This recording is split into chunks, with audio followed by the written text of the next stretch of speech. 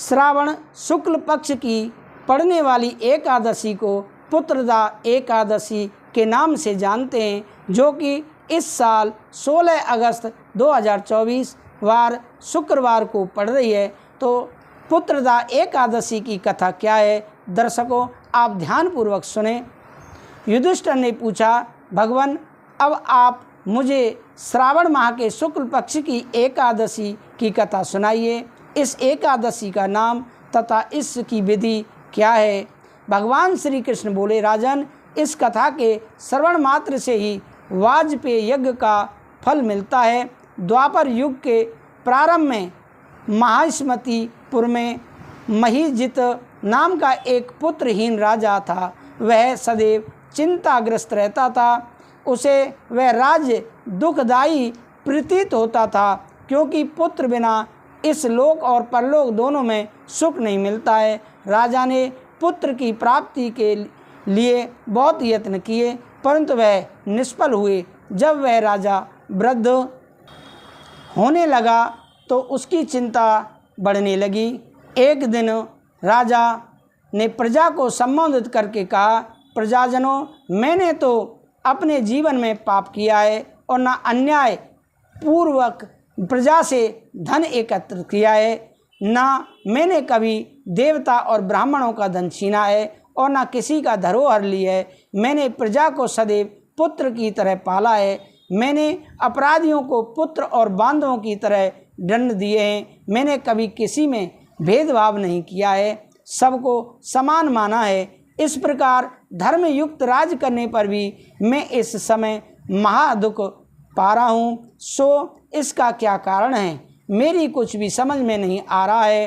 राजा महीजित की इस बात को विचार कर मंत्रीगण आदि वन को गए। वन में जाकर उन्होंने बड़े बड़े मुनियों के दर्शन किए। उस स्थान पर वे वयोवृद्ध और धर्म के ज्ञाता महर्षि लोमश को यथा योग्य प्रणाम किया और उनसे विनय करने लगे, हे देव, हमारे अहोभाग्य कि हमें आपके दर्शन हुए। लोमश ऋषि बोले, आप लोगों की विनय तथा आपके सद्व्यवहार से मैं अत्यंत प्रसन्न हूँ। अब आप मुझे अपने आने का कारण बताइए, मैं आपके कार्य को अपनी शक्ति के अनुसार अवश्य पूरा करूँगा। लोमश ऋषि ने ऐसे वचन सुनकर सब मंत्रीगण बोले, हे महर्षि, महिष्मतिपुर में एक महीजित नाम के राजा हैं। वे प्रजा का पुत्र की तरह धर्मानुसार पालन करते हैं, परंतु फिर भी पुत्रहीन हैं। इससे वह अत्यंत दुखी रहते हैं। हम उनकी ही प्रजा हैं। प्रजा का यह कर्तव्य है कि राजा के सुख में सुख माने और उसके दुख में दुख माने। हमें उनके पुत्र होने का कारण अभी तक प्रतीत नहीं हुआ। अब जब से हमने आपके दर्शन कर रहे हैं, हमें तो पूर्ण रूप से विश्वास है कि हमारा कष्ट अब अवश्य ही दूर हो जाएगा। अतः अब आप हमको राजा के पुत्र प्राप्त होने का उपाय बताइए। लोमश ऋषि ने एक क्षण के लिए नेत्र बंद किए और राजा के पूर्वजनों का विचार करने लगे। वे विचार करके बोले, प्रजावृंद, राजा महीजित पिछले जन्म में अत्यंत निर्धन और बुरे कर्म किया करता था। यह एक गांव से दूसरे गांव में घूमता था। एक बार ज्येष्ठ मास के शुक्ल पक्ष की द्वादशी के दिन यह 2 दिन से भूखा था। दोपहर के समय यह एक जलाशय पर पानी पीने गया। वहाँ उसी समय की ब्याही हुई प्यासी गाय जल पी रही थी। राजा ने उनको हटा दिया और स्वयं जल पीने लगा। इसीलिए राजा को यह दुख भोगने पड़ रहे हैं। एकादशी के दिन भूखा रहने से उसको राज्य प्राप्त हुआ और प्यासी गौ को हटाने से पुत्र के वियोग का दुख भोगना पड़ा। मंत्रीगण बोले, महर्षि, शास्त्रों में ऐसा लिखा है कि पुण्य से पाप नष्ट हो जाते हैं। इसलिए कृपा करके आप राजा के पूर्व जन्म के पाप नष्ट होने का उपाय बताइए, क्योंकि इस पाप के क्षय होने से पुत्र रत्न की उत्पत्ति होगी। लोमश ऋषि बोले, प्रजाजनों, यदि श्रावण माह की शुक्ल पक्ष की पुत्रदा एकादशी को तुम सब लोग व्रत करो और रात्रि को जागरण करो और उस व्रत का फल राजा को प्रदान कर दो तो तुम्हारे राजा को पुत्र रत्न प्राप्त होगा। मंत्रियों सहित समस्त प्रजा महर्षि लोमस ऋषि के वाक्यों को सुनकर प्रसन्नतापूर्वक अपने नगर को वापस आई।